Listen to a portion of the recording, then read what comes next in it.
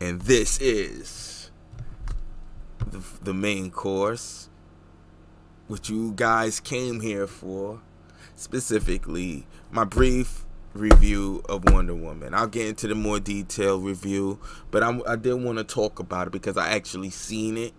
I wanted to watch it twice to get like a real good review. I listened to other people's reviews, interesting enough, because I was just fascinated with how the public took the film, because it's almost like overnight Patty Jenkins just turned out to be like public enemy #1. Well, not exactly quite, because people soft shoe around it for her, and they still, even those that don't like the film and are at least honest enough to just say it out and out, they'll still always say, well, she's still good enough that she should just do a part 3, and we'll get into that. At least my perspective on that. But the film, Wonder Woman 84, for this to have been so long awaited, I think this would have been served best had it come out before it was confirmed about the Snyder Cut, before people started gravitating towards it, and this would have came out at the height of everyone hating on Zack Snyder's interpretation of the Justice League. Of BVS.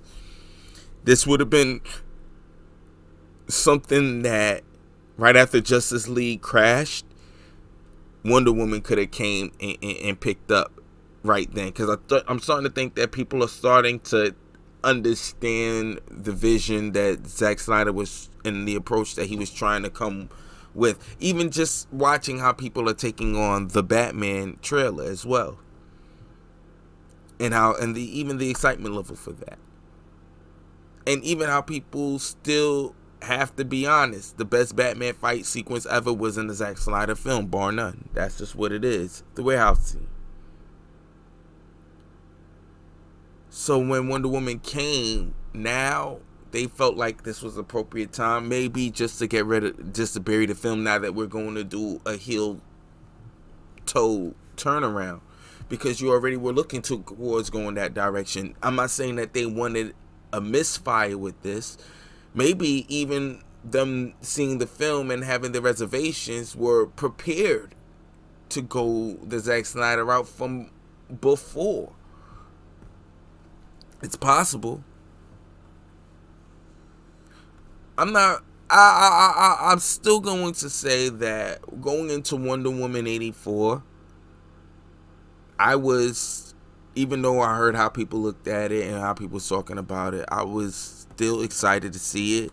I guess lower than expectations per se, but I'm easily entertained, and this film was entertaining. It was lacking in action, albeit.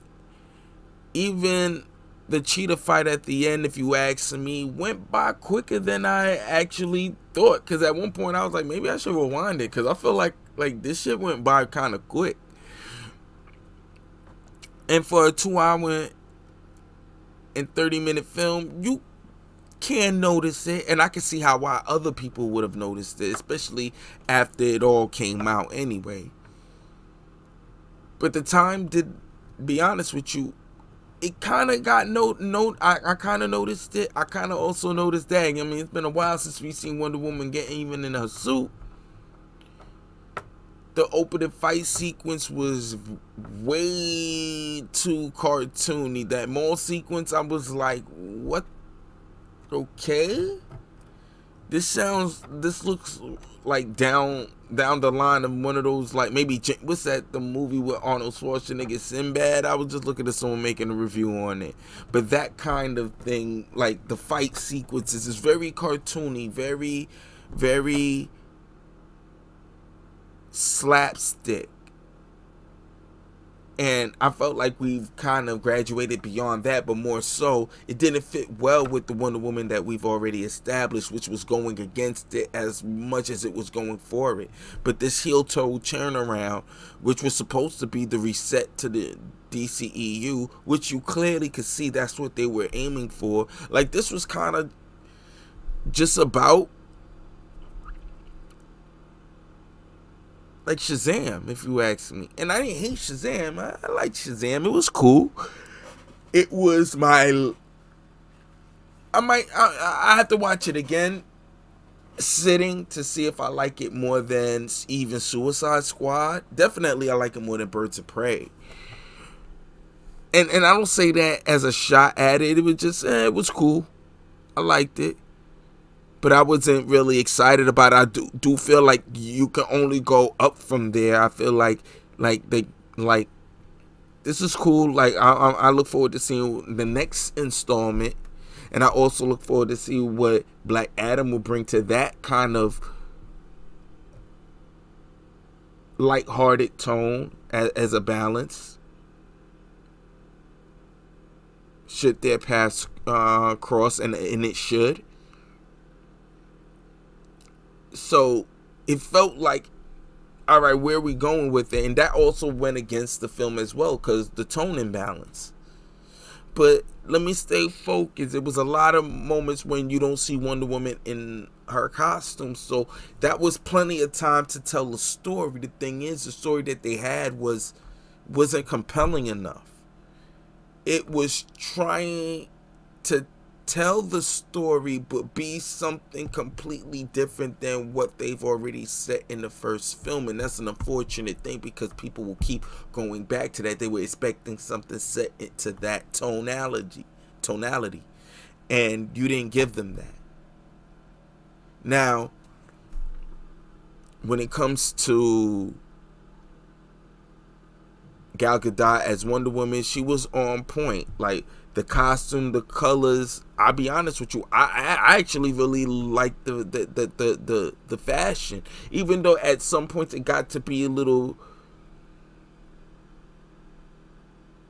too stylized, too much in trend. They could have still gave it the vibe of feeling like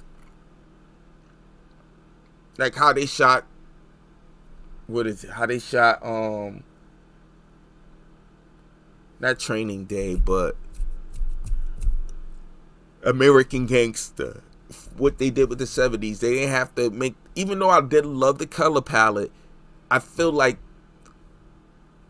you could have brought, if you wanted to, you could have brought more drama, but they went for the rom-com. And again, I did not knock it, but I felt like the script, if you was going for a rom-com, you should have never went with something that looked like would have been made for TV type of stylized script. People made the joke of a Hallmark movie. Yeah, I could see that, like a Lifetime film. Like, it didn't feel like it was a theatrical rom-com, not even of that note. Because you could have went that way and given, like, man, I'm trying to really think of a good rom-com that was still funny and comedic, but still had a lot of drama to it. And I felt like that's what they were missing. They had their little small moments, but because a lot of the characters were kind of caricatures, it was hard to really center it and ground the deeper moments when it was applicable. Make no mistake, this film ran off of the charm of Chris Pine and the balance of their relationship, and it worked out very well. So, needless to say, I think that the chemistry was there. The story was something left to be desired. They could have had a better story. Some people feel like too many villains. Yes and no. I just think that if you wanted, for Cheetah to be her adversary, her main adversary, I think we should have spent more time developing her. Even if you wanted to develop her over the course of, by the end of the film, she became Cheetah. That would have been cool. I would have preferred, like, Cheetah be someone from Themyscira of some sort. But if you wanted to go with a human being being her adversary, then you gotta find a great way to make her get the power. And then I would go with some body horror with her her plot point set around a nice little drama, little rom-com dramedy, if you will, between Chris Pine and Gal Gadot. And then if you really needed to have a Max Lord, you didn't have to go that kind of over the top caricaturish, because like I said, it just shifts the energy of the film of how you would want to take it. So in any event, there were a lot of inconsistencies to the first film, but judging it against what it is, and what I would like to do is try to, for this last little minute, judge it against the film that it is. If you want to look at it as like a funny rom-com, like I guess what you would call it, what they call it, I don't know, but basically if you was gonna go for that kind of a stylized version against itself, it still kind of worked, but could have still been a better film anyway. They just would have needed to ride the, I don't want to be too much like everyone else saying that it couldn't choose what tone it wanted to be. I think they chose the tone. It's just that then there were moments where they just wanted to ground it even further, and sometimes you couldn't grasp it because it felt like it was trying to be like the first movie, but trying to be this whole lighter comedic version of itself. And that's where it just didn't work. Whatever they were, and people got to keep in mind, at the end of the day, this was around a time when they were trying to do a heel turn around from what Zack Snyder did from the very beginning, but it got pushed back up to this year. If this would have came out early, like last year in the summer, I think people would have liked it more. I still think it would have fell short, a little short, but not as, I don't think that the criticism would have been leveled at this volume towards it. I think it would have been a little bit more divisive, more in the way of divisive, than, for the most part, it's not a liked film. And from what I understand, it's now officially not fresh, but we'll get into that later on.